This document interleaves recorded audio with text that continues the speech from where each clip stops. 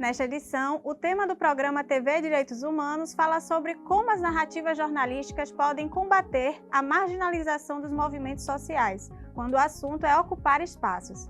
Eu, Helena Dias, e o professor Manuel Moraes recebemos o integrante da Direção Nacional do MST, Jaime Amorim.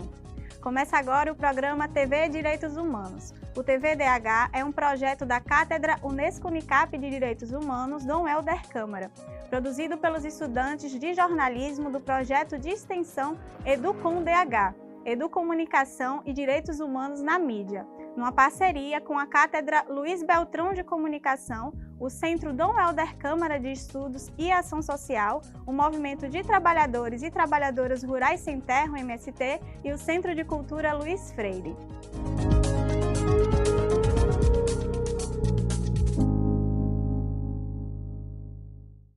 É inquestionável a importância da comunicação e do jornalismo no papel de informar as pessoas, mas, sobretudo, de educar e construir uma consciência cidadã.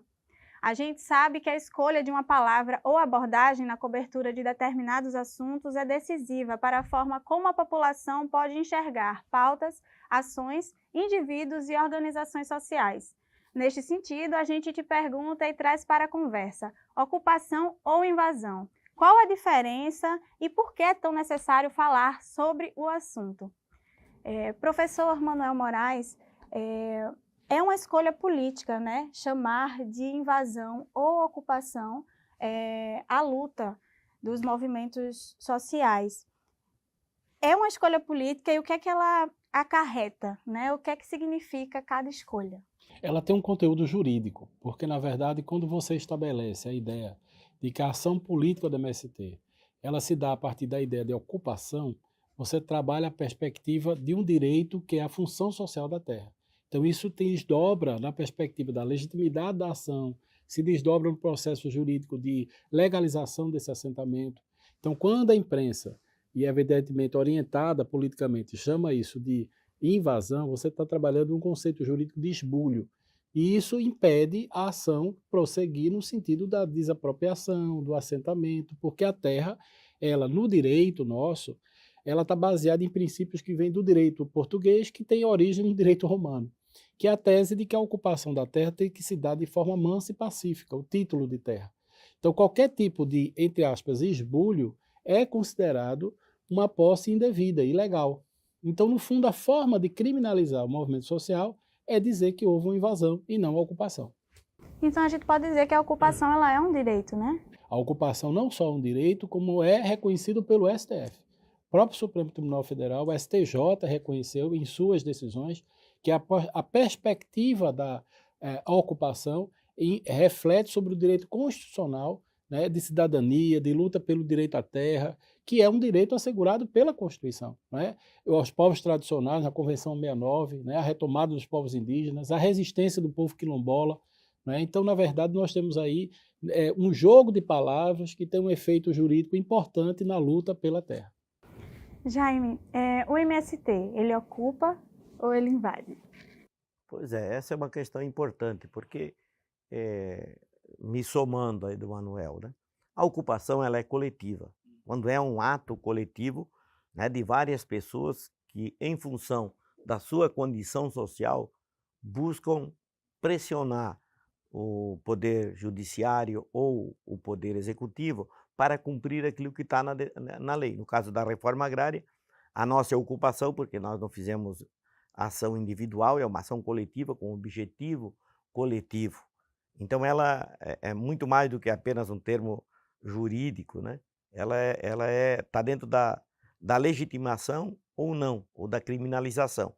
Então nós, quando iniciamos o movimento, sempre a imprensa e todo mundo tratava como invasão, na tentativa de deslegitimar.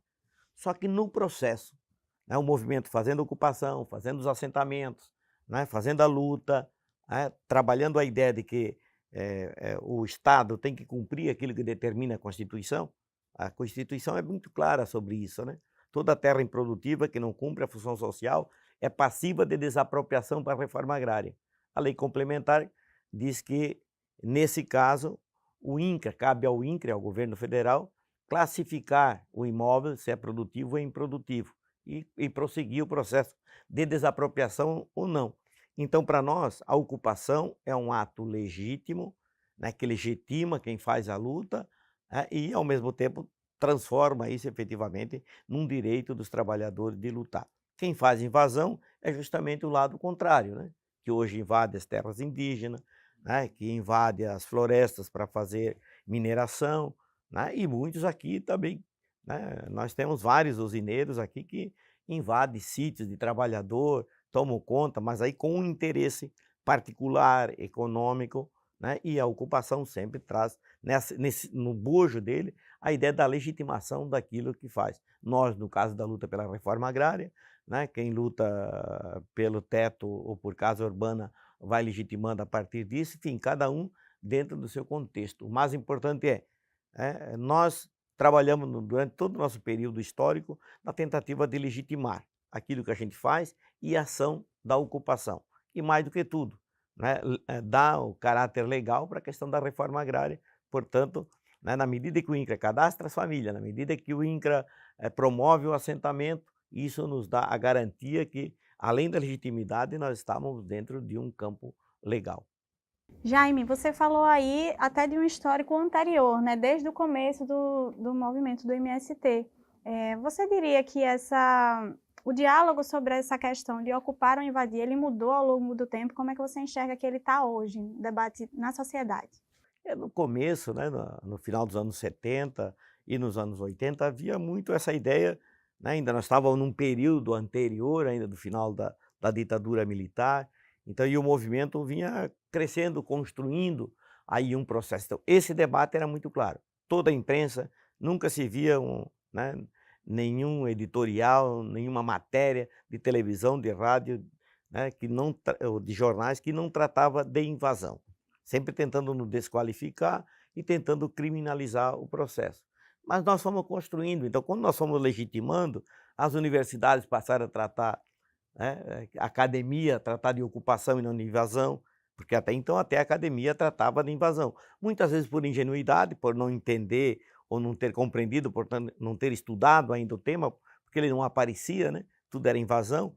E com isso, então, vai se reforçando, vai se construindo essa ideia da legitimidade dessa ação. Então, hoje, na prática, poucos meios de comunicação, a não ser os mais reacionários, né, que tratam ainda de invasão. Mas, no senso comum, a ocupação me parece que se transformou em uma coisa legítima e, vamos dizer assim, um conceito que a maioria das pessoas trata.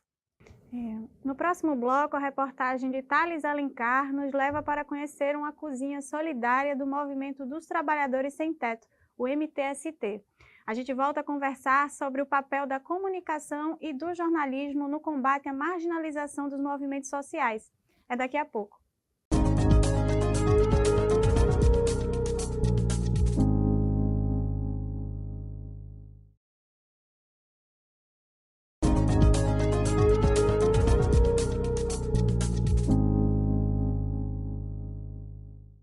Estamos de volta com o segundo bloco do TV Direitos Humanos, que nesta edição discute como as narrativas jornalísticas podem combater a marginalização dos movimentos sociais. Aqui no estúdio, o professor e cientista político Manuel Moraes e o integrante da direção nacional do MST, Jaime Amorim. A gente abre esse bloco com a reportagem de Thales Alencar sobre uma cozinha solidária do Movimento de Trabalhadores Sem Teto, o MTST. Vamos assistir. O Movimento dos Trabalhadores Sem Teto possui múltiplas atuações e contribuições. Além de seu foco principal de garantir moradia de qualidade a todos, uma de suas causas paralelas é a do combate à fome. Exemplo disso é que nas ocupações promovidas pelo movimento, a cozinha é sempre o primeiro cômodo a ser montado. Agora vamos voltar um pouco no tempo, mais especificamente à época da pandemia. O lockdown fez com que as pessoas ficassem em casa e isso acarretou uma série de dificuldades, lembra? O índice de desemprego aumentou, os trabalhadores informais ficaram sem renda e o preço dos alimentos subiu consideravelmente. A fome, então, passou a se multiplicar no Brasil. Nesse período, outro produto que encareceu muito foi o gás de cozinha. Com os preços impeditivos, muitas famílias ficaram impossibilitadas de cozinhar em casa. O MTST, que, na época, fazia entregas de cestas básicas, foi obrigado a mudar de estratégia. E aí nós começamos distribuindo cesta básica. Eu me lembro de um dia que eu fui numa favela, uma palafita, distribuir uma cesta básica para uma senhora e ela falou: ô, seu Boulos, eu agradeço por pegar a cesta básica, só que eu não tenho nem onde cozinhar, porque eu não tenho dinheiro para comprar o botijão de gás. E aí foi em casos como esse que nós chegamos e falamos: nós precisamos construir uma outra alternativa. Dar a cesta básica também só não está funcionando. E aí foi quando surgiu a primeira cozinha solidária. A iniciativa foi um verdadeiro sucesso e em 2022 recebeu até um prêmio da Organização das Nações Unidas. O projeto Cozinha Solidária ficou entre os 3 escolhidos pela ONU a serem contemplados por uma quantia de US$100 mil, uma recompensa merecida em nome de um trabalho humanizador. Atualmente, existem 47 cozinhas solidárias espalhadas por mais de 10 estados nas 5 regiões do país. Segundo dados da organização, mais de 2 milhões de marmitas já foram distribuídas, um número expressivo e que tende a crescer cada vez mais. Outra conquista importante foi a aprovação do projeto de lei que cria a Política Nacional de Cozinhas Solidárias. A lei proposta pelo deputado e ativista Guilherme Boulos e sancionada pelo presidente Lula passou a tornar as cozinhas solidárias uma responsabilidade do Estado brasileiro. As inúmeras conquistas, porém, não impediram certos entraves a nível regional, como aponta a coordenadora nacional do MTST em Pernambuco, Jô Cavalcante. Porque não adianta só o movimento social estar fazendo um trabalho de gestões, sabe? Porque a gente está fazendo nosso trabalho porque a gente é movimento e a gente entende a situação que o Brasil vive, né, de desigualdade. Mas que isso deveria partir da própria gestão municipal ou a mesma gestão estadual, sabe? Inclusive, a gente já apresentou esse projeto tanto para o município quanto para o Estado. Mas aí parece que tem um problema político de inércia mesmo, sabe? Antigamente, a gente aqui no Recife tinha um bandejão que custava um valor mínimo, né, para as pessoas terem pelo menos alimentação para ir procurar emprego. Hoje não tem, sabe? Parece um desmonte das políticas da população, para a população mais carente. A Cozinha Solidária do Recife, localizada no bairro da Torre, funciona de segunda a sexta e distribui 100 marmitas por dia na hora do almoço. Caso tenha interesse em fazer doações, entre em contato com o número 81 98412 8831. Doar roupas em bom estado e alimentos não perecíveis também são excelentes meios de colaborar. Para doações em dinheiro, enviar qualquer valor para a chave Pix cozinhasolidariapemtst@gmail.com. Jaime, a gente tem esse exemplo, né, da Cozinha Solidária do MTST, que parece também com iniciativas do próprio MST. E aí fica a pergunta, né, quando se ocupa uma terra, um espaço, né, o que é que, principalmente o MST, o que é que o MST faz quando ocupa? Bom, a tarefa principal nossa é, primeiro, construir o espaço de vivência, né, internamente no acampamento, os barracos, né, e a nossa tarefa fundamental é produzir, né? Por isso que também a gente ganha legitimidade, que mesmo nos acampamentos a gente trabalha a ideia da produção de alimento. Acho que hoje talvez é o maior desafio. Então, nos acampamentos, que é onde a gente tem espaço, a gente produz, a gente faz escola, a educação do campo é importante nesse processo. Nós temos a ideia de que, trabalhamos com essa ideia, né, que todos se enterram estudando, né? Quem é analfabeto vai se alfabetizar, né? Quem tem o ensino fundamental continua no ensino médio, quem tem ensino médio vai para as universidades, enfim. Nós temos construindo espaço, ambiente para que a gente possa elevar o nível de conhecimento e o nível de consciência da nossa base sem terra. Então, na hora que tu chega num acampamento, na hora que a gente ocupa, nós temos todos esses desafios aí para frente. Como dizia Paulo Freire, né? A gente tem a cerca do latifúndio para arrebentar, mas junto com ela a gente tem que arrebentar tantas outras cercas, né? A cerca da educação é uma, mas da cultura, da ignorância na ideia de não saber, de não ter conhecimento, né? E, ao mesmo tempo, né, temos que trabalhar o conhecimento técnico, porque não basta a gente produzir alimento, que é o maior desafio nosso hoje, né? Nós temos que produzir alimento e um alimento saudável, que aí depende de técnica, depende de conhecimento, depende de manejo. Então, são desafios enormes, né, que a gente tem hoje. Mas, seguindo, né, os desafios do MST da reforma agrária popular, então nós temos que construir, né, no campo a ideia de que é um lugar bom para viver, né, do ponto de vista de infraestrutura social, né, infraestrutura econômica. Então, são os desafios que nos é apresentado. O mais importante é, nós não podemos mais apresentar a ideia de que no campo, né, vive o camponês atrasado, já é catatu, né, que é ignorante. Não, nós temos construído um ambiente para dizer, os camponeses que ocupam terra sabem o que querem, sabem por que estão lutando e sabem por que, quando ocupam, buscam, mesmo sofrendo, continuar no processo. Porque aí está o sonho de cada pessoa. Quando tu está vivendo aí nas comunidades, sem nenhuma expectativa, tu não tem muita referência, tu não tem muito sonho. Então, quando ele chega no acampamento, ele já começa a sonhar. Sonhar em ser assentado, sonhar em ter uma casa, sonhar em melhorar de vida. Então, a gente tem que corresponder para isso. Portanto, a gente não ocupa a terra e toma conta dela. A gente faz a ocupação para negociar com o governo, para o governo desapropriar. Nós passamos aí 6 anos em que o governo não só não desapropriou, como era contra a reforma agrária. Agora não, acho que nós temos um ambiente que nós podemos reconstruir a ideia da reforma agrária como uma alternativa fundamental para superar o estado de fome que nós temos hoje no Brasil. Jaime, você fala aí, né, dessa perspectiva da ocupação e falou anteriormente também do papel da academia também no processo da desconstrução dessa questão da invasão e da ocupação, né? E aí eu fico pensando muito no diálogo dessa temática com a cidade e com a sociedade, professor Manuel. Como é que você vê, assim, é um desafio levar essas perspectivas para a cidade? A ideia, inclusive, de fazer o TVH com a presença do MST já é um esforço da universidade de integrar o movimento do campo e da cidade, que não é só uma bandeira, né, digamos assim, mas é uma proposta constitucional. A nossa Constituição, ela lida com a ideia da superação das desigualdades regionais. E, portanto, cabe à universidade, cabe aos poderes públicos, né, fortalecer o campo para que ela possa se desenvolver e gerar o que disse Jaime, desenvolvimento. E a universidade produz tecnologia social, como nós estamos fazendo aqui, tecnologia do ponto de vista do conhecimento, não é? Veja, hoje, quando a gente fala do MST, é preciso lembrar da origem de Ronda Alta, né, Jaime? Aquele assentamento que foi cercado pelo Exército, 300 famílias que foram extremamente... Comandado por Curió. E nós tivemos a escola do MST, aqui a origem, a família Campegoto, né, que tinha uma professora que testemunhava... o Curió colocava o cavalo para defecar na lagoa onde as crianças bebiam água. E o assentamento foi cercado pelo Exército e as crianças começaram a ter cólera.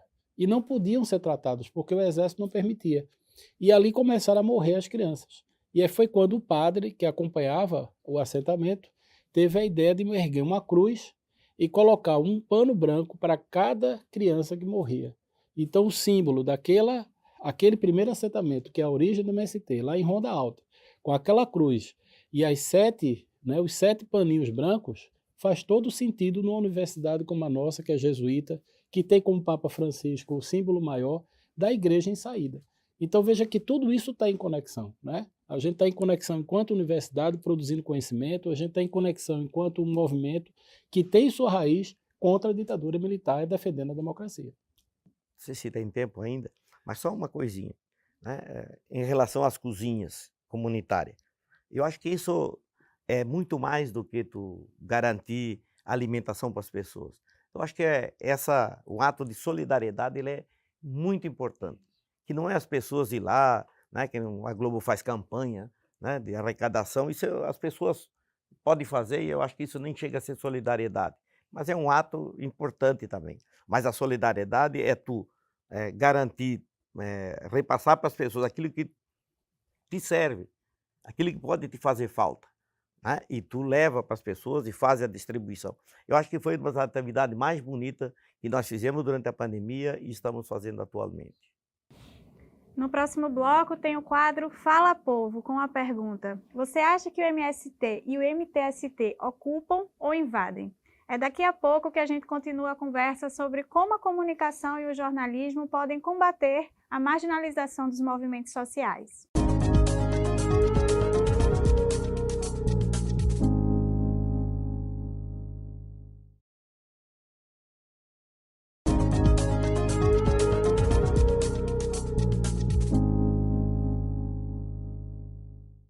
Estamos de volta com o terceiro bloco do TV Direitos Humanos, que nesta edição fala sobre como as narrativas jornalísticas podem combater a marginalização dos movimentos sociais. Estamos no estúdio com o professor e cientista político Manuel Moraes e o integrante da direção nacional do MST, Jaime Amorim. Agora é hora do quadro Fala Povo com Álvaro Torres.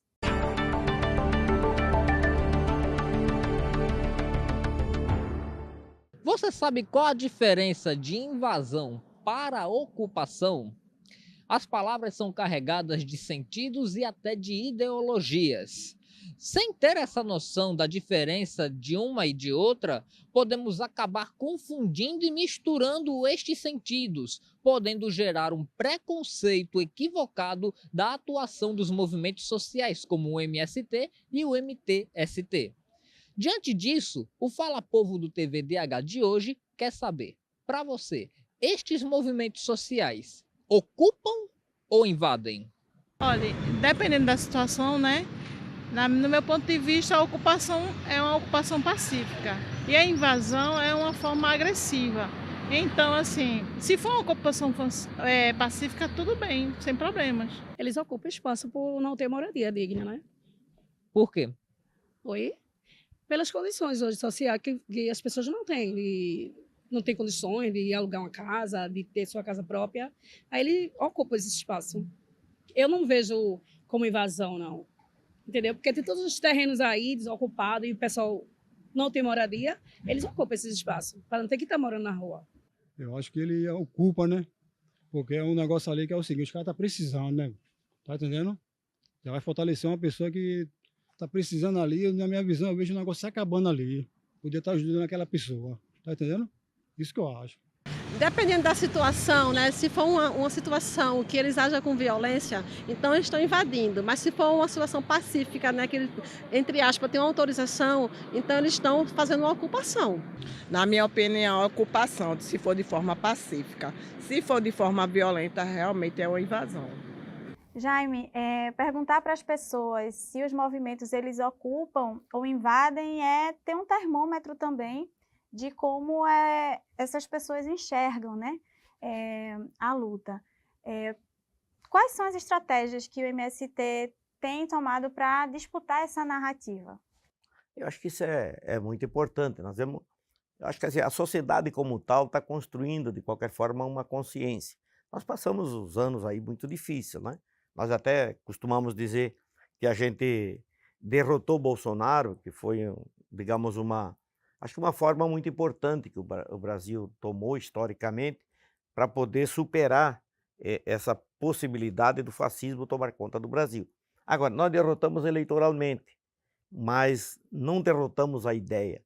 Então, agora nós trabalhamos muito nessa ideia da disputa das ideias.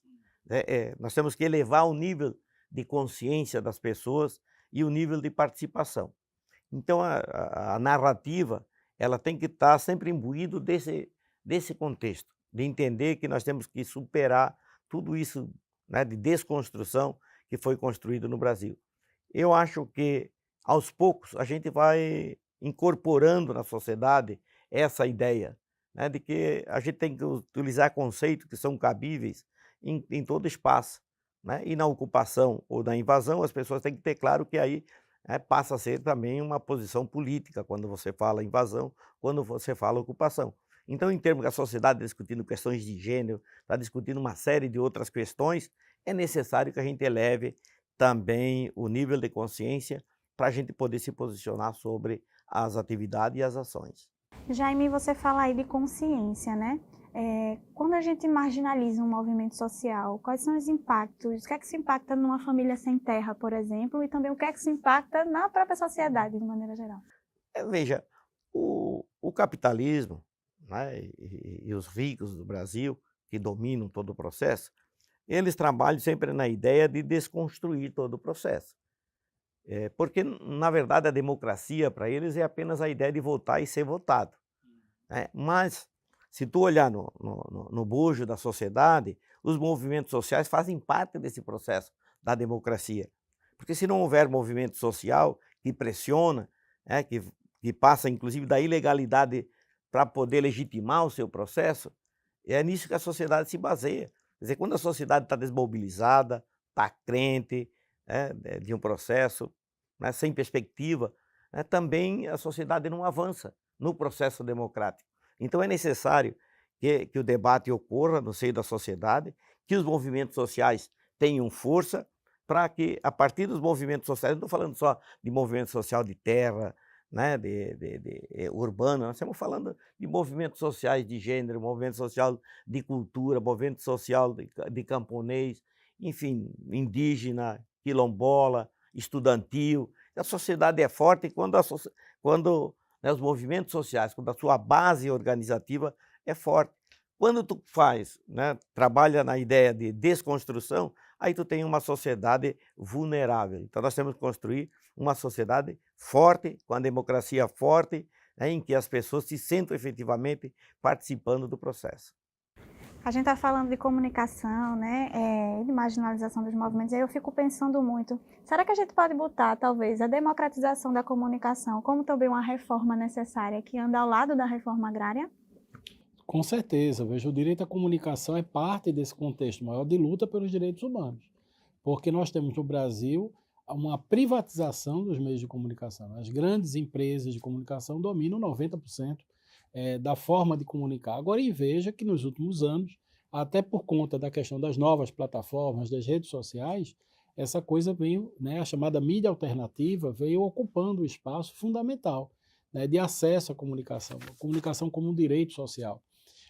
Agora, é claro que isso está muito vinculado à cidadania, que é como o Jaime disse, porque também quem consome esses meios de comunicação empresariais ainda é a massa, né? Então a gente precisa trabalhar a educação em direitos humanos, trabalhar a cultura, para que a gente possa reverter esse processo, não só do ponto de vista, como disse bem Jaime, de uma eleição, mas de um projeto de país. Porque o que realmente impacta é termos um projeto, que eu acho que o MST é um movimento social, claro que agregado a tudo que Jaime falou, movimento feminista, movimento de mulheres, movimento negro, todos os movimentos, mas eu acho que o MST consegue ter uma organicidade e uma pauta política para a sociedade que é fundamental.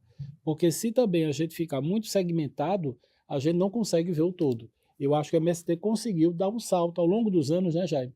A gente vai vendo o MST saindo dessa pauta, digamos, que era restritamente a questão da terra, para uma concepção de mundo, para uma concepção de sociedade, mas que também não está diferente, né, da pauta da esquerda latino-americana. Né? Então, quando você vê a esquerda latino-americana, Mojica e todos os outros companheiros, você percebe que esse crescimento teórico do MST é em função do que Jaime disse. Você vem, como Paulo Freire, para ser um estudante da vida. A natureza nos ensina. E o MST talvez seja o nosso grande educador. Jaime, olhando assim da perspectiva da esquerda, você acha que a gente conseguiu avançar na pauta da comunicação? A gente consegue botar a comunicação na centralidade do debate? Pois, Helena, deixa eu lhe dizer, eu acho que a gente avançou muito durante a pandemia.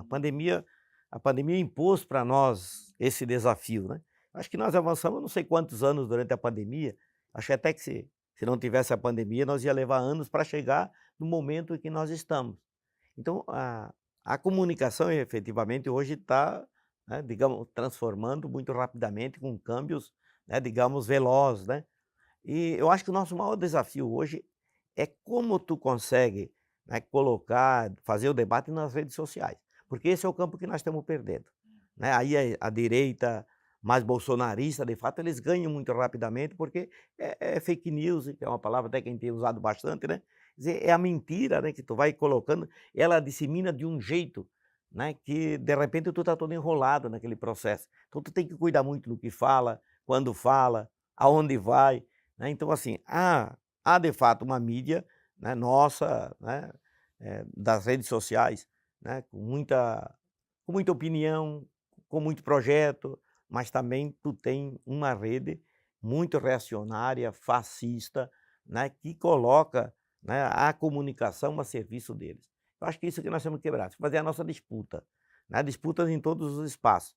Eu acho que hoje, em função do tema da democracia, que nós temos puxado muito, acho que até o que era chamado então de grande mídia, hoje já não se pode mais falar assim, né, mas a mídia mais empresarial, ela até que digamos, tem tem se conduzido dentro de um padrão razoável, mas eu acho que o que está solto e que nós temos que saber combater e disputar é nas redes sociais. No próximo bloco tem o quadro Educar para os Direitos Humanos. É quando os nossos convidados respondem a uma pergunta feita por você que acompanha o programa. A gente volta daqui a pouco proseando sobre o papel da comunicação e do jornalismo no combate à marginalização dos movimentos sociais.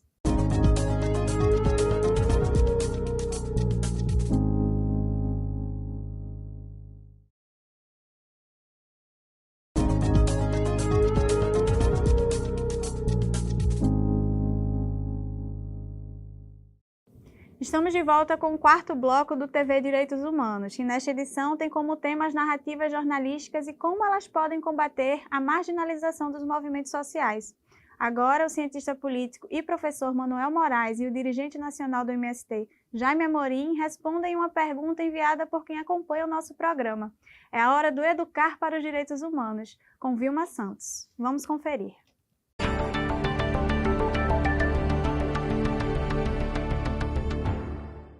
Os meios de comunicação deveriam fazer uma cobertura ampla das ações dos movimentos sociais.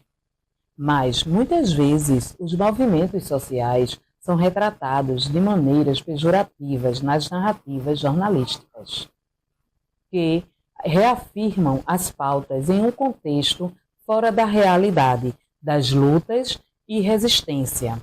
Compreender que a mídia tem um papel fundamental no debate midiático, impactando no contexto político e social no qual está inserido, influenciando o comportamento das pessoas. É importante e urgente. Sobre este assunto, o estudante de jornalismo, Micael Moraes, tem uma pergunta para que o TVDH responda. Se o rádio e a televisão são concessões públicas e se o Código de Ética dos Jornalistas fala no dever de defender os preceitos da Declaração Universal dos Direitos Humanos, a quem devemos denunciar quando os meios de comunicação não cumprem seu papel? Gente, a pergunta, ela fala, né, que rádios e televisões elas são concessões públicas, né? E que no Código de Ética dos jornalistas está bem evidente que a gente não pode violar direitos, né? Pelo contrário, temos que agir na defesa deles, né? Então, pergunta como é que a gente faz quando esses direitos são violados, né? Como é que a gente faz, professor? Cabe a cada cidadão, cidadã, ao momento que vê a sua imagem, a imagem da sua, aquilo que agride a dignidade humana, denunciar. Se o programa é estadual, no Ministério Público Estadual, se o programa for uma concessão de natureza federal, denunciar no Ministério Público Federal e, evidentemente, ao próprio conselho, a profissional de jornalismo, né, o sindicato de jornalismo, que tem uma comissão de ética e que cabe também analisar essa violação. Então, essa é um princípio basilar da cidadania. Agora, lembrando que são concessões públicas, portanto, nenhum programa pode fugir à regra constitucional. Então, se nós temos o artigo 5º da Constituição, que tem um preceito que não é taxativo, porque ainda você acrescenta os tratados e convenções que o Brasil faz parte, segundo o parágrafo 2º do artigo 5º, né? Esse rol é muito mais abrangente, então é preciso que também o profissional de comunicação conheça os direitos humanos, porque ele é defensor de direitos humanos, e que, se caso houver uma violação, que ele seja, infelizmente, responsabilizado. Jaime, quando os direitos de vocês, né, enquanto movimento, eles são violados nessa questão da comunicação, como é que vocês agem? Bom, nós temos os caminhos legais que o professor tá nos colocando, que acho que é uma alternativa, mas que normalmente é uma alternativa muito burocrática, administrativa, né, que muitas vezes até não tem nem retratação dentro do processo. Então, o melhor é ter claro de que, apesar da liberdade de imprensa, né, que tem todo o processo, mas tem os limites, né? Então, quando esses limites chega e as pessoas são atacadas do ponto de vista da moral, da ética, né, ou até de tentar desconstruir uma organização, o mais importante nesse ponto é a gente tentar, a partir das manifestações públicas, organizar a sociedade para desconstruir. Então, nós temos vários espaços, né? Tanto nas redes sociais, para desconstruir, para denunciar, mas também através dos parlamentares, Poder Judiciário. Enfim, eu acho que a sociedade tem hoje instrumento para enfrentar. Tem esse instrumento legal, jurídico, que eu acho que é importante, mas a gente vai ter que sempre fazer a disputa no campo político e no campo da comunicação, que eu acho que é determinante. Eu sei que, né, digamos, isso é muito difícil, porque uma coisa falada está falado, né? Até tudo desconstruir leva um tempo, mas é o que temos, né, para a gente fazer. E eu tenho certeza absoluta que tudo que se fala hoje a gente não tem condições de enfrentar, porque tem coisas que a gente nem sabe tudo que fala, mas eu acho que a gente tem que estar sempre pronto para defender, né? Saber interpretar também as notícias que vêm, né? O que chega, o que é real, o que não é, né? E isso é muito difícil, até porque a nossa base, o nosso povo ainda tem um baixo nível de conhecimento. Então, na medida que tu eleva, ele tem capacidade de interpretar, inclusive de interpretar texto. E isso, de fato, acho que é o maior desafio da sociedade. Tu elevar o nível, né, de conhecimento das pessoas para que as pessoas possam, a partir das informações, formar a sua opinião. E que hoje é muito difícil. A gente falou de estratégia, você também falou de política de solidariedade. Como é que você avalia essa relação do MST, né, com a imprensa, esse período pós-pandemia, mas com essa perspectiva de solidariedade? Mudou? Mudou muito, né? Porque, digamos, antes da pandemia, vamos falar, e durante toda a história, né, nós ficávamos vendo o Jornal Nacional para ver se a gente passava no Jornal Nacional. Quer dizer, muitas ocupações, muitas lutas, valeu a pena se aparecesse na mídia, se saísse na capa do Jornal do Comércio, do Diário. Hoje as pessoas não veem mais isso, né? Aliás, nem sei se todo mundo assiste televisão ainda, né? A gente assiste porque, né, tem algumas coisas que é necessário, mas ela não é determinante hoje, né? Então acho que mudou muito, né? Se tu já não tem como referência os jornais estaduais, né, tu não fica ali se baseando no editorial do Jornal do Comércio, do Diário, da Folha de São Paulo, então tu tem uma outra relação. Eu acho que mais tranquilo. Nós temos melhores profissionais também da imprensa do que nós tínhamos antes. Eu não sei se do ponto de vista técnico, né? Mas do ponto de vista, inclusive, de compreender essa relação social. Nós saímos de uma ditadura militar em que, né, os melhores, os maiores quadros da imprensa eram muito fechados, sabiam a quem cumpria e o que falava, né? E hoje não, acho que as pessoas já conseguem ter mais autonomia. Acho que na medida também que a democracia vai se restabelecendo, eu acho que as pessoas também têm mais responsabilidade sobre o que falam, sobre o que dizem e sobre o que escrevem. Então, eu acho que está mudando, vai mudar, porque aqueles que tinham praticamente os únicos, né, que se comunicavam com a sociedade, perderam, né, o seu papel, né, vamos dizer assim, protagonista, né? E muitas outras redes sociais, muitas outras formas têm mais protagonismo do que essa que nós chamávamos de grande mídia, né? Então, acho que é isso. E os profissionais, na medida que se sente também responsável, né, por aquilo que fala, né, sabe da responsabilidade, e eu acho que também a gente avança. Eu acho que isso tem avançado, meu sentimento, né?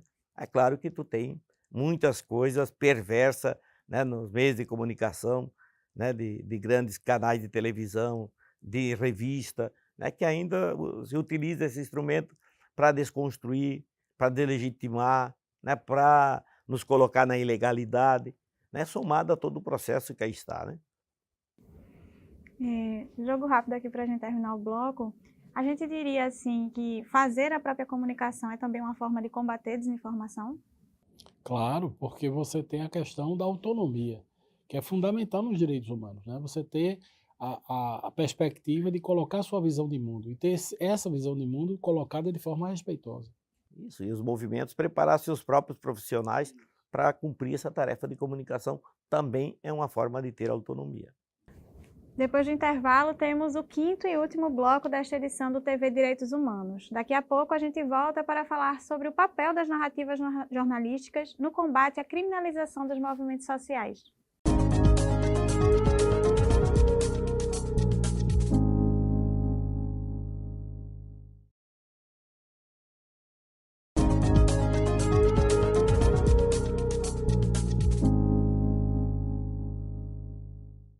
Chegamos ao quinto e último bloco do programa TV Direitos Humanos, que nesta edição fala sobre como as narrativas jornalísticas podem combater a marginalização dos movimentos sociais.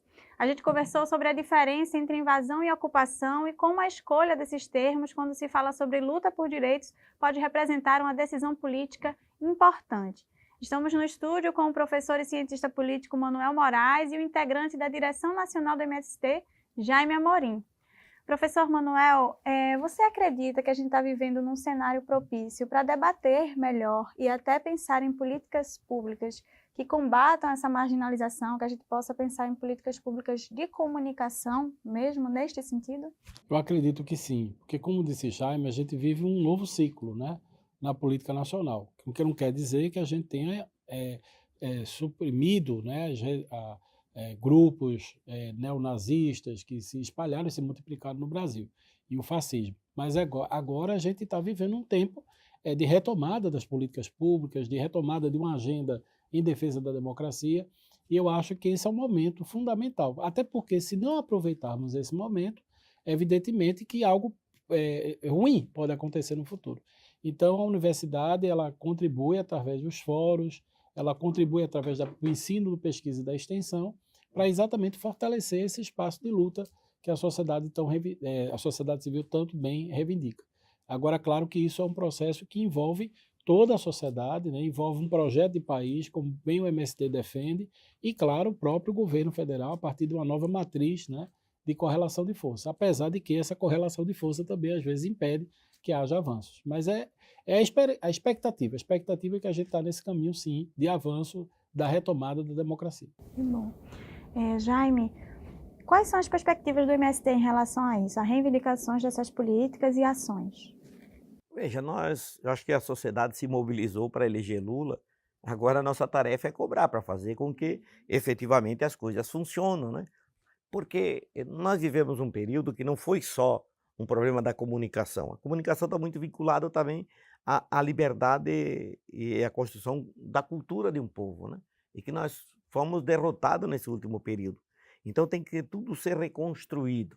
Aí a reconstrução envolve. Nós falávamos antes no campo da comunicação, no governo Lula, que era importante a rádio comunitária, né?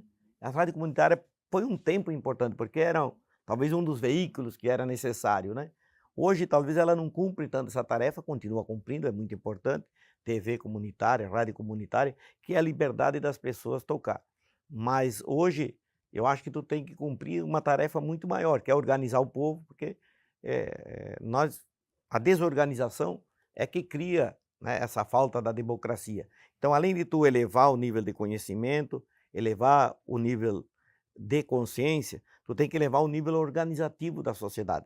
Porque quando a sociedade se organiza, se estrutura, é que a partir daí, né, começa a aflorar as questões fundamentais, né, do ponto de vista cultural, as manifestações culturais, né, as manifestações sociais que vêm daí de dentro, desse seio, quando a sociedade se organiza. Quando tu tem um período que a sociedade está desorganizada ou está desobrigada ou obrigada a não se organizar, né, como foi um determinado período, porque em determinado período, em especial de ditadura ou de pretensa ditadura, né, cria-se a ideia do medo, né, cria-se a ideia de que tu está se reunindo, está fazendo alguma coisa ilegal, né, então tu tem um período de desconstrução da sociedade. Eu acho que agora se aflora esse período novo, que nós temos que buscar todo tipo de políticas públicas, políticas sociais, para reconstruir o Estado brasileiro. Né? Eu acho que a nossa decisão, né, de produzir alimento e produzir alimento saudável é uma decisão política. Né? E isso não é fácil, de tu chegar de um nível até internacional da via campesina a definir o papel dos campesinos no mundo. A partir desse momento é produzir alimento e produzir alimento saudável. Porque tu tem que olhar para o contexto, né? E o contexto é crise, né? Estamos saindo da crise política? Não. Nós estamos no meio de uma crise política em que o governo tem que submeter ao parlamento e ao centrão, especificamente, para poder fazer política. Quer dizer, quando tu tem que tirar, né, uma ministra, né, do esporte para colocar uma pessoa, né, que certamente vai privatizar o esporte brasileiro. E temos a crise ambiental. Nós vivemos né, em crises climáticas, né, que estão alterando o processo, né? Nós temos aí, né, problema no Rio Grande do Sul, problema na Síria, né, problema na África quase como um todo, ambiental. Isso é resultado, né, do modelo de desenvolvimento que o Brasil adotou, que o mundo adotou, né, nesse período. Então agora não é apenas um discurso ambientalista, não, porque fulano de tal, né, tem um discurso ambientalista, era até do PV, gente reacionário, né? Hoje não é mais isso, não. Não é só discurso. Hoje você tem que se posicionar, hoje você tem que operar, você tem que construir, né, um ambiente, né, uma relação mais amistosa entre aquele que produz na agricultura, entre aquele que consome e entre a natureza. Isso é determinante porque se trata de salvar o planeta, não se trata apenas de salvar as pessoas, né? Salvar as pessoas, salvar o planeta, né, e salvar a democracia, que é determinante. Então, eu acho que é o momento da gente cobrar. A sociedade tem que se estruturar, né? Quem é da comunicação tem que participar daquilo que é tudo quanto é fórum, de conselho, né, para tentar influenciar, né, e discutir o problema. Quem é da cultura, da mesma forma. Eu acho que o governo está buscando, principalmente na área da cultura, vários programas que permitem às pessoas poder novamente organizar a questão da cultura. Os pontos de cultura foram, apesar de ser muito poucos, foram muito importantes, inclusive nesse período de resistência, durante os 6 anos. Então agora me parece que surgem essas novas possibilidades, né, com novos programas de cultura. Então tu tem novo programa de cultura, mesmo que no campo da educação ainda, né, o governo me parece que está muito freado, com muita dificuldade, muita gente, os empresários da educação ainda no Ministério, né, da Educação, quer dizer, aquilo que nós queríamos que era, de vez acabar com a reforma do nível médio, né, e o governo está com medo, enfim, muito acanhado. Vai haver algumas alterações, mas é dentro de uma alteração daquilo que foi colocado, né, por uma educação empresarial, né, vinculada a essa ideia neofascista. Então isso tem que haver mudança em todos os setores. Então na educação, na cultura, na saúde, eu acho que a grande expectativa, talvez de tudo que eles não conseguiram desconstruir durante a pandemia foi o SUS, porque o SUS se colocou, inclusive os ricos tiveram que se tratar no SUS porque nos hospitais particulares não tinha know-how para isso, né? E eu acho que isso foi importante. Então agora se trata de reconstruir a democracia e reconstruir a estrutura da sociedade, para que a sociedade seja forte, né? E as políticas públicas e sociais são determinantes em todos os espaços. Para fechar a nossa prosa, Jaime, eu queria saber como é que a população, assim, principalmente dos grandes centros urbanos, fazem para encontrar, por exemplo, o MST, essa produção de alimentos que você falou, essas ações de solidariedade. Elas estão espalhadas por todo o Brasil, né? Então, existe algum espaço, né? Olha, felizmente, nos últimos anos, né, em função de vários fatores, nós nos voltamos muito para a sociedade urbana, para o debate, tanto é que nós estamos avançando na nossa relação com as universidades, temos parcerias concretas com 72 universidades do Brasil. Aqui em Pernambuco nós estamos propondo 13 cursos a partir do Pronera, parceria com as universidades. E na cidade, além das cozinhas, né, que eu acho que foi muito forte, né, a solidariedade que marcou muito, nós temos uma feira todo sábado em frente do Armazém do Campo, e tem o Armazém do Campo, que muitas vezes as pessoas dizem, ó, o Armazém do Campo deu uma cara nova para o MST. É claro que nós fomos descapitalizados durante a pandemia, porque o Armazém do Campo passou, em vez da disputa, né, da venda dos alimentos, passou então a doação, né, e a fazer as refeições. Isso descapitalizou, nós temos vários, mas cumpriu um papel. Então o Armazém do Campo não é apenas um espaço, né, de compra e venda de produtos saudáveis, agroecológico, mas é um espaço, né, um ambiente de troca de ideias, de culturas, né, de formação, de informação, e culmina então com as feiras todo sábado, das 6 da manhã até as 10, 12 horas da manhã, né, na frente do Armazém do Campo, que é os alimentos que os trabalhadores trazem, né, para poder comercializar.